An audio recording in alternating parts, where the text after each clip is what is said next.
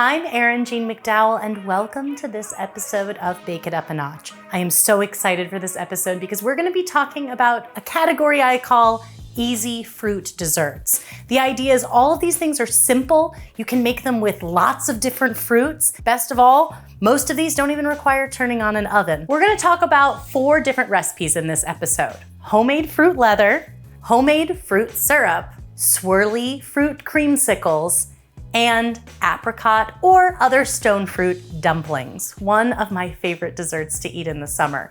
It is going to be such a delicious episode and I can't wait. So let's get fruiting. Let's go.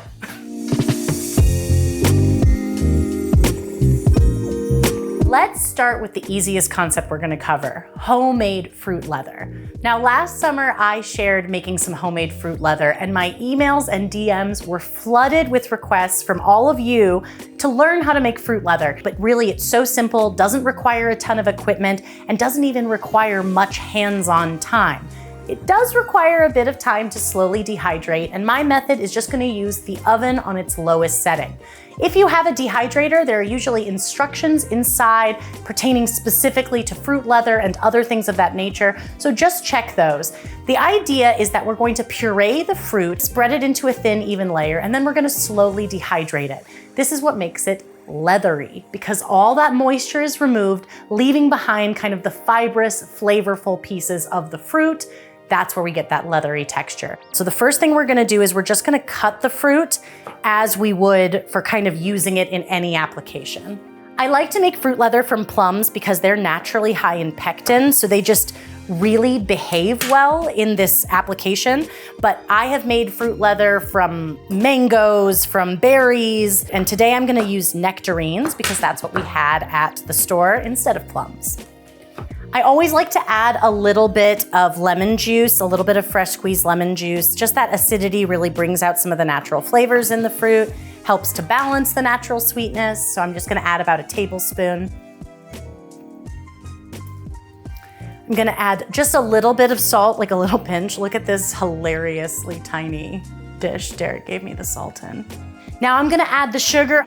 And of course, you can just rely on the natural sweetness in the fruit, but remember, the sugar plays a few important roles. It helps to break down the fruit to make a smoother puree, and it also is going to provide some preservation. So especially when you want to store the fruit leather for a long time, using a slightly higher amount of sugar is going to let it keep a lot longer.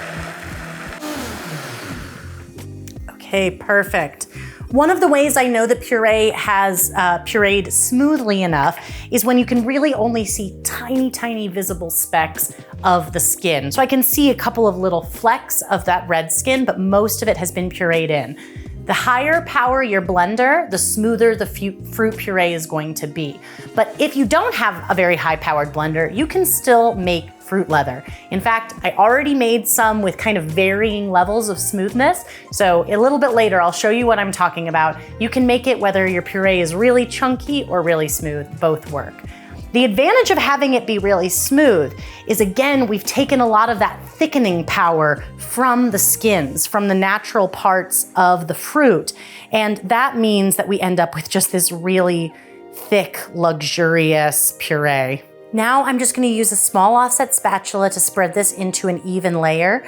And it is pretty important that it's even because obviously if it's thicker in some places, it's going to take longer to dry there. But I don't want you to worry too much about it because these purees are thin enough that once I get it roughly even, I can really just use the baking sheet and shake it to help even and flatten out that puree. Now we want to put this in the oven at the lowest temperature it will go, which is for most home ovens around 175 degrees Fahrenheit. So if you have a dehydrator, again, it's kind of a different story. Just refer to your specific manual. But it's going to take anywhere from 2 to 4 hours at that low temperature to get this nice and leathery. One thing I forgot to mention, I line my baking sheet with a silicone baking mat. If you don't have one of those, you can just use parchment paper. The idea is that being able to pick it up is also a really good indicator later if it is leathery, because again, you can tell a little bit if it's soft or if it's starting to get firmer. Okay, into the oven we go. One of the ways I started making fruit leather was because sometimes I'm making other sort of fruit-based projects that only use a portion of the fruit. So think about any times you've had a baking project where you're asked to strain the fibrous or solid parts away from the fruit. But as we can attest, those fibrous bits are still really delicious. They're wonderful. We love them. So when you're making something like that, you can always save those fibrous bits and just make a small amount of fruit leather just from that rather than throwing it away. That's what I did here on this left-hand side of the baking sheet. You can see this is some fibrous bits from rhubarb. I took the leftover fibrous bits, spread them into an even layer, and I used that to make this fruit leather. And as you can see here, I'll just cut some. It's like homemade fruit roll-up. How great is that? Leathery in texture, huge on flavor. That's from the rhubarb solids. That's very different than the next one on this baking sheet, which was made with a canned mango puree. This is definitely the most candy-like of the ones I made, and it also is exceedingly beautiful, both in color and in kind of the transparency. Oh my gosh, it's beautiful. Like I said, a bit more candy-like. This one is incredible, and the cool thing about this is all I did was open a can. So that's pretty cool. This next one, I mentioned you don't have to have a blender. So with this one, I macerated the fruit. These were blueberries. I macerated the blueberries in sugar for long enough that they started to soften and release their juices. Then I took a potato masher and I just went to town on them in the bowl. This is what happened when I dehydrated those. So again, it has all the fibrous content in there. It's not smooth, it has a lot more texture, but look, we still made fruit leather. You do not need that high-powered fancy blender. An immersion blender will work. And if anything, this one has like a little bit of a texture more like gummy snacks. There's not a lot of sugar in it. It's just because it's thicker, it's chunkier, it's juicier, it's fruitier, even though it's dehydrated. And then this is another example that I wanted to show. This is raspberry on the end. And a lot of times things like raspberries, they encourage straining of the seeds. And I just wanted to show kind of what happens when you don't strain the seeds. Because it's dehydrated and you don't have as much fruit there, the seeds become a lot more prevalent. So if seeds and the texture of those are something that bother you, you might want to think about, why did I take a bite in the middle of that sentence? I feel like I don't mind seeds in things, so I just pureed it and left the seeds in. But I think people who don't like things getting stuck in their teeth or who have sensitive teeth, they might have preferred straining this mixture first. So again, even though the rhubarb was fibrous, it stays smooth when it's done. Even though the blueberries weren't pureed, they're very soft. But in the case of something firm, like the seeds in berries, you might want to strain your mixture just to get those seeds out first. But I mean, I honestly really like this. Wait, that was the last thing I was gonna say, sorry. You can put a piece of wax paper on the strips that you cut and then wrap it up and kind of make it like a homemade rolled up fruit snack. Put it in your lunchbox, take it with you on the go, pretend it's a tongue, you know, stuff people do. Let's talk about one of my other favorite things to make when I have a plethora of really good fresh fruit in the summer. This sour cherry syrup is one of them. Now, making a homemade fruit syrup is so simple to do, and it keeps for so long in your refrigerator and even longer in the freezer. You can use homemade fruit syrups for so many things. Blend it into a milkshake, use it in a cocktail or another drink. I think today I might make some lemonade or limeade to pair this with. So today we're going to make sour cherry syrup. It's not quite sour cherry season yet here in Kansas City where I live. So these are some sour cherries I had frozen from last summer. You can use fresh or frozen fruit to make a fruit syrup. And this is also really a great way to use fruit that's overripe, bruised, maybe it's a little mealy. The first thing we're gonna do is we're gonna toss our fruit and the sugar together in a pot, and we're gonna let them macerate for a while. What I mean by macerate is we're gonna let the hygroscopic nature of the sugar pull the moisture out of the fruit. It's gonna help start to soften it, release the juices. It's gonna help it break down when we start to cook it. Ripe, juicy fruits and fruits that were at one point frozen are all going to macerate a lot quicker, just because frozen fruit has already sort of broken down a little bit, and really ripe fruits have so much juice that the sugar is just gonna pull it right on out. So if it takes a while for your mixture to become juicy, it's probably just a sign that your fruit isn't actually super ripe, super juicy. That doesn't mean it can't still make a really good fruit syrup. I'm gonna go ahead and add a small amount of water, and this is just gonna help the syrup start to form. We don't wanna add a ton of water because we're hoping that the majority of the syrup is going to be the juice from the fruit itself. That's how we're gonna get that flavor. We're going to cook this over medium-low heat for about 20 to 25 minutes. And the goal is to get the fruit super, super soft and tender and pull as much flavor out of it as we can. So it's sort of just a gentle simmer. And then we're going to strain it and get all those solids out, and the syrup is what's going to be left behind. This has been simmering for 20 to 25 minutes. The fruit is broken down. The liquid level has dropped and reduced a tiny bit. All of that sugar is dissolved. Now we're going to strain it. So I'm going to go ahead and pour it through a strainer, just into a bowl. I'm using a bowl that has a pour spout because I am gonna wanna measure this amount of liquid. And these cherries are going to be pretty sweet because you boiled them in syrup. So save these cherries, have them with ice cream, stir them into yogurt. Just straining them isn't quite enough. I actually wanna go the extra mile to just gently press on the fruit. Now the fruit has broken down. I'm not trying to mash it or like break up the fruit a bunch. I'm just trying to say, hey, I know there's delicious cherry syrup stuck in those cherries still, and I wanna get them out. So I'm just gently pressing the fruit to release as much of the syrup as possible. Now I've got a liquid measuring cup. I'm gonna go ahead and measure my syrup. The goal is to have about 2 cups or less. Perfect, I have 1.5 cups. The reason we want 2 cups or less, if it's much more than 2 cups, it's not going to be concentrated enough of a flavor, okay? We need to reduce more of the water content to make it a little bit more syrupy. If it is more than 2 cups at this stage, all we're gonna wanna do is put it back in the pot and bring it to a simmer. And we're just gonna reduce it down a little bit more until that water content is gone. We don't need to put the fruit back in it. We can just work with the syrup and focus on reducing that water content. Depending on how much extra moisture you have, this could take anywhere from 5 minutes to more like 30 minutes to get it reduced to 2 cups or less. The fact that this one turned out to be about 1.5 cups is pretty great. This is going to be a really, really flavorful syrup. Okay, let's go ahead and use this syrup to make something delicious. In the Midwest, some people call these shake-ups. This is just 1 whole lemon, sugar to taste. I use about 3 tablespoons of sugar. And I've just chopped up the lemon. I've got it in a quart mason jar. Give it a shake. And again, sugar is hygroscopic. So what does it do? It likes to pull moisture out of things. So it starts to pull the juices out of the lemons. I can smell it already. This is my dough tamper. Is a specialty tool I use for pressing doughs into tart pans or pie pans, but I also use it as a muddler because I don't like to admit that anything in my kitchen will only do one thing.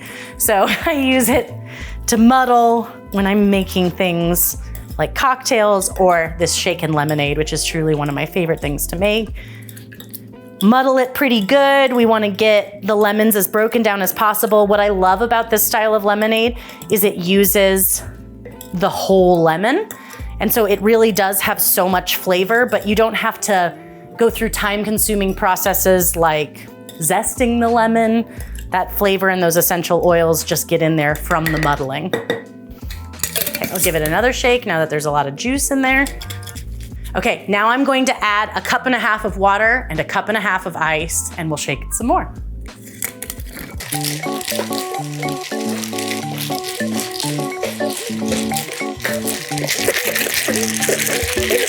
Okay.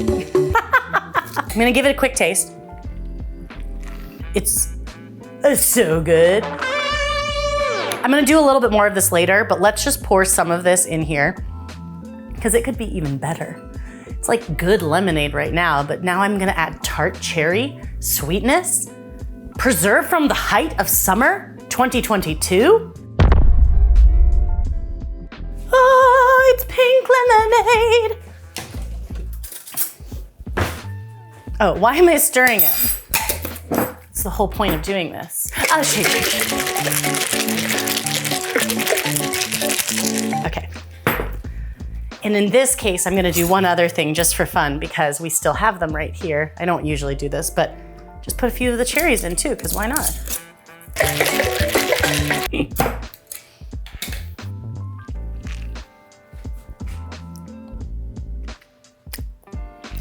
That's the easiest thing you're gonna make this summer, and the payoff. Oh, this is like so good. I would rather drink one of these every day than eat a slice of cake, and I'm serious. I think this is so, so good. And it's pink.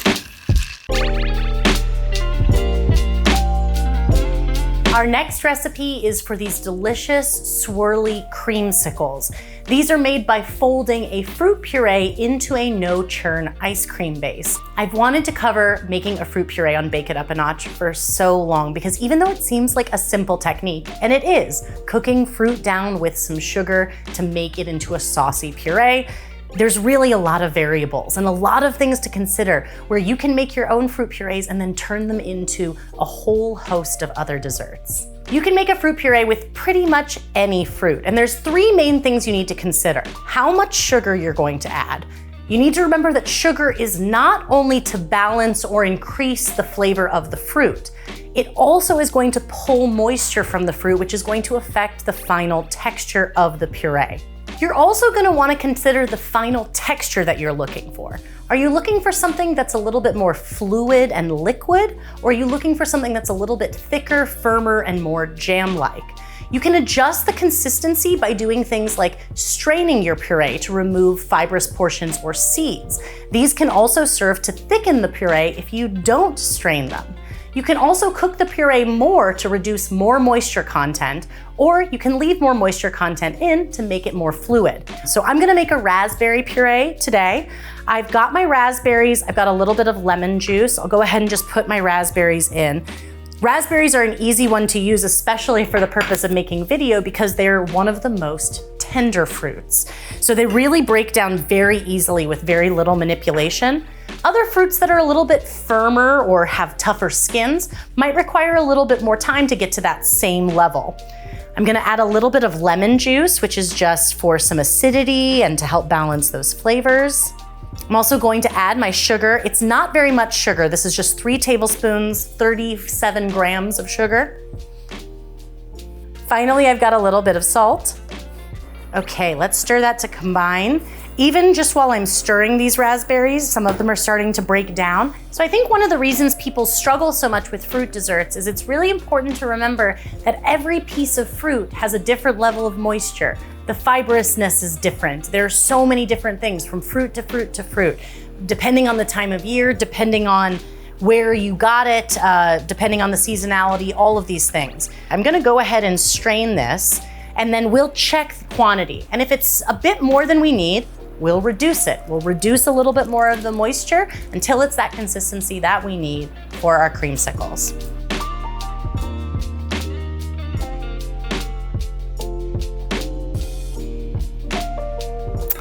I'm coming in at about a cup, so this needs to cook just a little bit more to get to that perfect puree point.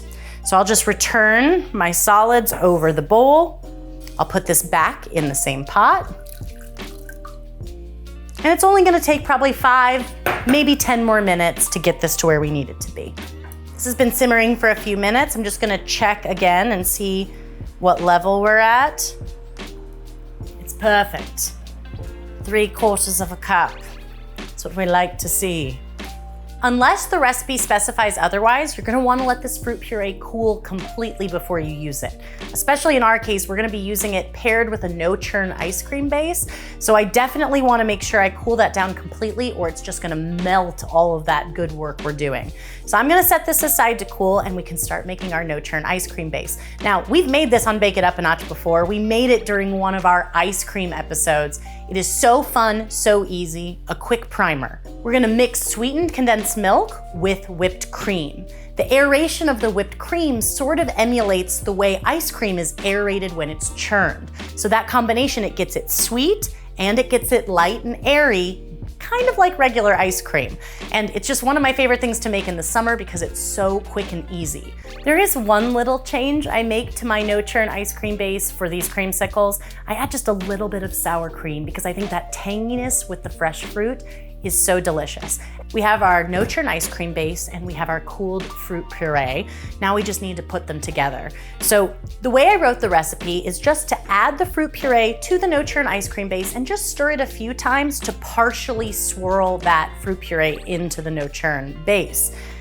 This can make kind of a beautiful swirly effect and it tastes like a delicious fruit creamsicle. I'm using these silicone popsicle molds today. I love these because they're so easy to unmold. So what I'm gonna do to make sure I have a nice swirl before I fold any fruit puree in is I'm just gonna drizzle a little of the puree into the base of the molds. Now, the base of these molds is actually going to be the top of the popsicle. So that makes this really easy. I can just kind of think about where I want it to appear on the surface of the popsicle. Now I'm going to add some back in here. I'm still gonna reserve some in case I wanna add a little bit more noticeable swirl on the back. So what I'm gonna do is I'm going to pour it kind of in circles to encourage it to be all around the base. And then what I'm gonna do is I'm just gonna partially fold it. So I'm going to almost make figure eights. I'm gonna swirl, and the key to a good swirl is actually just to not do it too much. So I'm pretty much already there because if I do it much more than that, it's going to be hard to keep it captured. I'm gonna grab one of my favorite tools, which is this mini silicone ladle. Oh my gosh, look at that. It's perfect. Oh. So I'm just gonna drop this in, and I want to overfill it slightly, but if you want to add a little more puree to the back side, make sure you leave a little bit of room for that. This already smells so good. It smells like berries and cream, and I haven't even fully mixed them together to combine. So I'm gonna add just a little drizzle of the fruit puree on the back of these. Then I'm just gonna use a skewer to swirl it in just a little bit. And as you can see, a couple of these are overfilled. I always kind of like to overfill them a little bit just because it makes it easier. Doing a swirl like this is also gonna help us knock out some of the excess air so that we don't end up with like a big air pocket. Then when they're overfilled, we can just take a spatula and kind of take off that excess. So just a few swipes. I have skewers in my kitchen at all times for other cooking tasks, and I often use those. One of the reasons that I like them is because they're thinner and lighter weight, so they stay suspended in the popsicle a little bit better. This is the size that I like to use. They're sort of a long one, and I do stick it all the way through up to the top. Another thing you can use if you're a baker and you make lots of things, these are treat sticks, is how they're often sold in the craft store. And these treat sticks are usually used for anything like lollipops to cake pops, that sorts of thing. So if you already have those on hand, those are great also. And sort of the same thing, they're long enough that they go all the way through. And because they are made of paper, they are super lightweight. Okay. So these are looking pretty good. Remember, this isn't actually our presentation side. The presentation side is the down side. But if you wanted to do anything else, like one more little swirl, one more little splatter in here, we can do that. And then we're gonna transfer these to the freezer until they are nice and firm. And of course, this is bake it up a notch. So I already made several that are waiting for me down in my basement freezer. And I made them with lots of different fruit purees. So again, just a reminder that this is something that you can do with so many different fruits, depending on what's in season near you and what you like the best. To the freezer we go.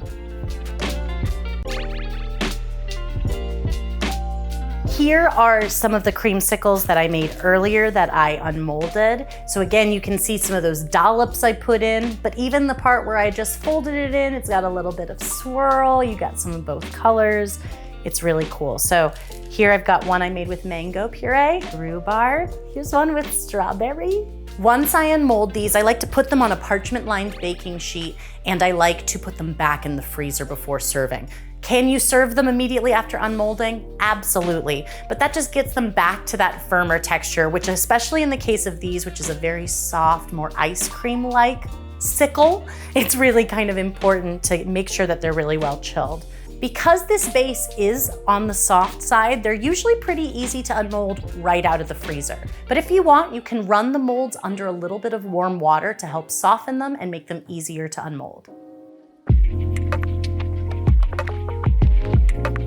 Now, you hear the word dumpling and you might think any number of things because there are so many things that are called dumplings around the world. This is a very homey, very easy to make dough that then gets wrapped around a whole apricot. The apricot is sweetened with a sugar cube in the center, so then as you cook the dumplings, they're boiled in water on the stove. As they cook, that sugar cube melts and becomes a syrup inside. I like to make these with apricots, but you can really make them with any small stone fruit. So small plums, cherries, really a lot of different things can be made, and it's just so delicious. So this dumpling dough is extremely forgiving and very, very easy to make. We're gonna start with some all-purpose flour.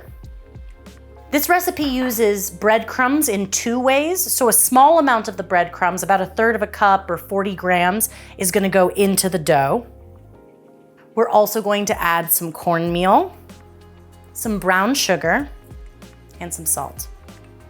First thing I'm gonna do is just sort of mix that to combine. You can do this with a whisk. I'm gonna need a fork later, so I'm just using a fork. You can also, of course, just use your hands, my favorite tool in the kitchen. I love this style of dumplings so much. I actually have a whole section in my book, Savory Baking, that's called Ode to Dumplings. There's all different kinds of things in there, ricotta dumplings, and these fruit-filled dumplings are a little sweet tooth break, and I just love this style, and they're just so fun and so easy to make. Next, we're gonna add some cream cheese, and this cream cheese is at room temperature, but I have cut it into a few pieces just to make it a little bit easier to incorporate. And then we're gonna start to cut that cream cheese into the dry ingredients. Again, you can use a fork, you can use a pastry cutter, you can use your hands, whatever you want. And we basically wanna combine it fully so that we don't see any large visible chunks of the cream cheese. So after I break this up a bit with my fork, I'm definitely going in with my hands. And you can see this has already almost become hydrated enough that it's almost a dough on its own, but we're gonna add one more ingredient, which is gonna be the final thing that will bring it together. We're just gonna add 1 egg. And I'm gonna use my fork to just break it up a little bit before I keep mixing it into the dough. Now we'll knead this until it's all even and one consistency. Should only take a minute or 2. I just scooped the dough out of the bowl. I landed it on some plastic wrap. I'm just gonna sort of form it into a disc using the plastic wrap. And I'm gonna toss it into the freezer to firm up, and we'll just leave it in there long enough to handle our fruit and get it ready. So into the freezer, this little dough packet goes. While our dough chills for a little bit, let's prep the fruit. So what I've got here are apricots. I just love fresh apricots, one of my favorite fruits. And these are pretty ripe. If they're not ripe, you may have to enlist a different trick to get the pit out, but when they're ripe like this, all you have to do is take the bottom of a wooden spoon, put it in the non-stem end, and just press all the way down firmly, and the pit will pop right out the other side. If it is a little bit firmer, you may actually have to take a paring knife and kind of cut into the stem end to help you remove the pit. But just kind of go wide around it, and even if the fruit falls apart a little bit, you can still assemble these dumplings. So now we're gonna stuff a sugar cube in the center of these. Now, a little bonus tip, okay? Bonus points for this. Can you just grab a sugar cube? Yes, absolutely. In fact, I have raw sugar cubes, so they're not even perfect sugar cubes, but they make a particularly delicious syrup inside. But if you want some bonus points, try infusing those sugar cubes, okay? So what's been in here with them is a vanilla bean and some orange zest. And it's been in there for a couple of days, just making them extra delicious. And that's what I'm gonna use for these today. This is totally optional. Do you have to infuse your sugar cubes with bonus flavors? No, no you do not. But do we like to bake it up a notch? Yes, yes we do, extra. Here we go. Just pop that cube, boop. Let's set these aside. I'm gonna go grab that dough from the freezer.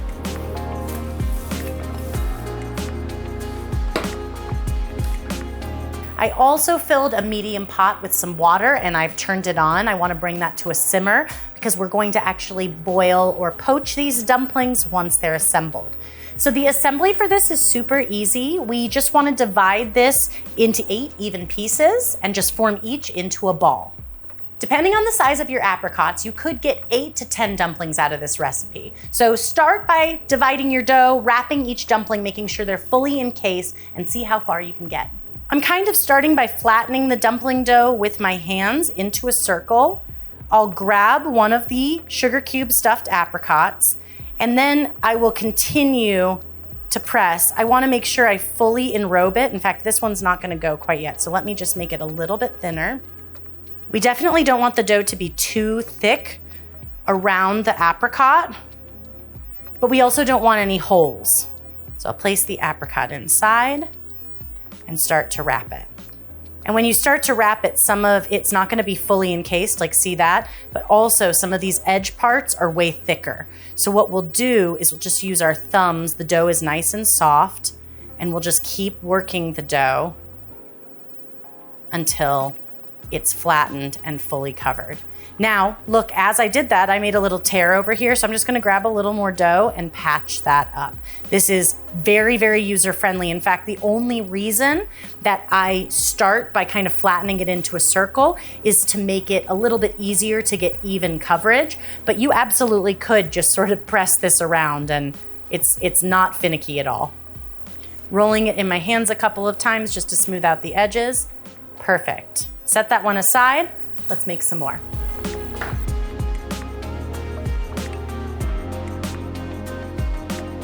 Okay, I have my wrapped little apricot dumpling babies. I've got my water that has come to a boil. And what I wanna do is drop these in. They're gonna need to boil for 12 to 15 minutes to fully cook the dumpling all the way through, and also for the heat to penetrate into the center where that sugar cube is and melt that into a gooey, delicious syrup.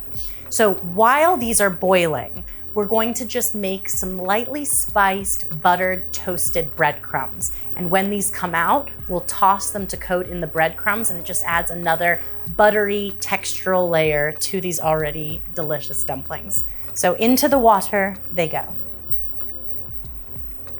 When you first drop these down, they will sink to the bottom of the water. But as they get finished, they're gonna float to the top. So that's one way you can tell when they're finished. I think these are done, so I'm gonna turn off the water. I'm gonna use a slotted spoon to lift them out and just drain them a little bit, and then I'll transfer them to a plate. They're obviously pretty rustic looking. I was saying they actually kind of look like matzo balls right now and floating at the top. So now that they've drained for a second on the plate, I'm going to toss them in the buttered breadcrumbs. Once they're coated in sweetened, buttered, toasted breadcrumbs, all that they need to be finished is a little bit of powdered sugar. And then I do like to serve them with a little bit of cream. Sometimes I'll really softly whip the cream, and I'll even put it on the base of the plate. So let's go ahead and cut into these. I can't even wait until the end to show you. These are like the pièce de résistance of easy fruit desserts. We've got to cut into one. Look at that. See how there's like sauciness running out? That's the syrup. And then the dumpling is all around, and look how beautiful and vibrant the fruit is. I'm gonna take a bite, but I want some whipped cream.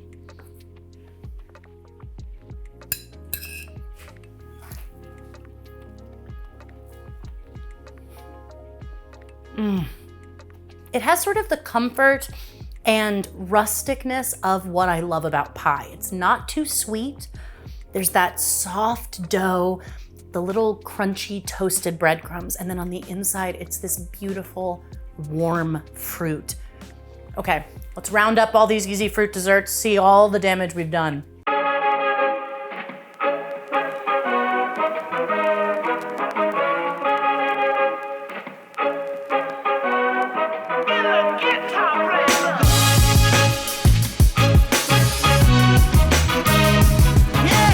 Thank you so much for joining me for this especially yummy, fruity episode of Bake It Up a Notch, where we talked about easy fruit desserts.